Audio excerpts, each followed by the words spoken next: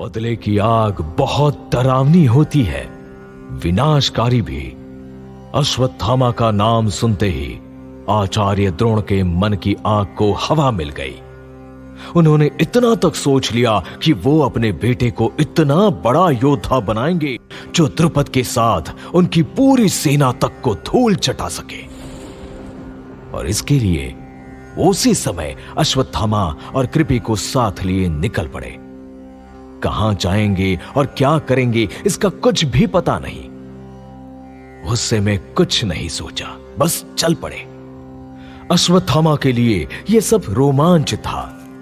वो मां और पिता से तेज चल रहा था। चलते चलते रात हो आई। सामने एक नदी थी। आगे जाना मुश्किल होने लगा तो तीनों नदी के किनारे ही रुक गए। खाने पीने का कुछ सामान कृपि साथ लेकर आई थी, पर किसी ने कुछ खाया नहीं। अश्वत्थामा ने भी नहीं। उसने अपने पिता से पूछा, यहाँ से उस राजा का महल कितना दूर है पिताजी? किस राजा का? वो जिससे हमें बदला लेना है। अभी नहीं पुत्र, पहले हमें अपनी शक्ति बढ़ानी है। तुम्हें योद्धा बनना है, संसार का सबसे बड़ा योद्धा। तो अभी कहाँ जा रहे हैं? ये तो पता नहीं, किंतु हम वहां चलेंगे जहां तुम्हें कोई कमी नहीं होगी। और बेटा तुम अस्त्र शस्त्र का अभ्यास कर सको। ऐसा कौन सा स्थान होगा? ये सारे सुख देगा कौन? आप बिना कुछ सोचे निकल आए। अश्वत्थामा के बारे में भी कुछ नहीं सोचा। सोचने का समय शेष नहीं है कभी, कुछ करने का समय है। और तुम चिंता ना करो, जो भी होगा शुभ ही होगा। और सुनो, हम जो भी कर रहे हैं या करेंगे सब अपने पुत्र के लिए ही तो करते हैं। अश्वत्थ! क्या हुआ अश्वत्थ? क्या कर रहे हो? देख रहा था कि नदी में कितना जल है। हमें नदी पार करनी है ना? मैं तो डर गई कि अश्वत्थ कहीं नदी में तो नहीं कूद गया। मैं तो पत्थर फेंक रहा था माँ। अच्छा होगा कि हम नदी पार करके गांव में चलें। और फिर आचार्य द्रोण ने कृपि और अश्वत्थामा को नदी पार कराया।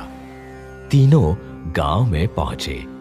गांव वालों ने तेजस्वी आचार्य जानकर खूब स्वागत सत्कार किया। खाने के लिए पकवान ले आए। द्रुपद के यहां से लौटने के बाद द्रोण ने पहली बार भरपेट भोजन किया। अश्वत्थामा ने अपनी पसंद का खाना खाया, लेकिन इसके बाद क्या? कृपि सोच में डूबी रहीं।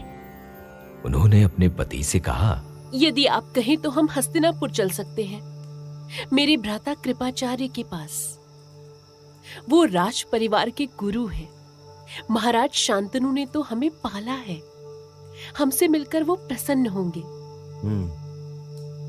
ये तो ठीक है, पर मैं किसी के सामने दया का पात्र नहीं बन सकता। हम उनके लिए दया के पात्र नहीं होंगे। वो तो भ्राता हैं। हम साथ साथ बड़े हुए हैं। वहां अश्वत्थामा का भी मन लग जाएगा। किंतु कब तक? वो कब तक हमारे अश्वत्थ का ध्यान रख पाएंगे? जब तक आप अपना प्रबंध न कर ले। आचार्य द्रोण स्वभाव के बड़े जिद्दी थे। कृपि के भाई के पास रुकने और उनसे मदद लेने से बार बार मना किया। इसी बीच अश्वत्थामा की नींद खुली और उसने मां का समर्थन किया। मुझे मामा से मिलना है पिताजी। आप चलिए ना। माँ ने कितने बार बताया उनके बारे में। यदि तुम्हारा मन है तो हम अवश्य चलेंगे पुत्र। और तुम्हें तो अस्त्र शस्त्रों का अभ्यास करना है। कैसे करोगे? वहाँ तो बहुत सारे राजकुमार हैं। उनके साथ मैं भी अभ्यास कर लूंगा। और आप तो है ही। और अश्वत्थामा के कहने भर से बात बन गई। आचार्य द्रोण हस्तिनापुर जाने के लिए तैयार हुए, लेकिन उनकी परेशानी ये थी कि वो बैठे नहीं रह सकते थे। उन्हें धन और शक्ति दोनों की जरूरत थी। तो आखिरकार उन्होंने तय किया कि जब तक वो अपनी जीविका की व्यवस्था नहीं कर लेंगे तब तक किसी से नहीं मिलेंगे। लेकिन आखिर कब तक? कब तक छुपे रहेंगे आचार्य द्रोण? उनकी सारी सोच बस अश्वत्थामा पर टिकी थी। तो उन्होंने अपने अश्वत्थामा के लिए क्या किया? Rosebud Productions